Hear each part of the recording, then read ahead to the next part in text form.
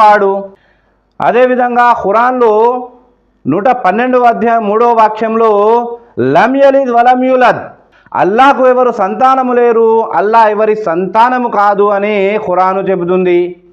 మన 3 గ్రంథాలలో చూసినా కూడా ఆ దేవుడు పుట్టేవాడు కాడు అని స్పష్టంగా తెలుస్తుంది.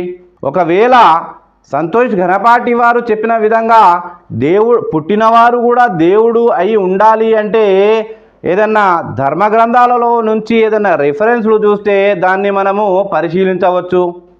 అన్ని జీవరాశులలో మానవ జన్మ ఏదైతే ఉందో అది ఉన్నతమైన జీవి. కాబట్టి దేవుడు మనల్ని ఉన్నతమైన జీవిగా సృష్టించి మనకు జ్ఞానాన్ని బుద్ధిని ఇచ్చాడు. కాబట్టి మనము ఉన్నతంగా ఆలోచిస్తూ మన జ్ఞానాన్ని బుద్ధిని ఉపయోగించి ధార్మిక గ్రంథాల వెలుగులో ఆ దైవాన్ని గుర్తించ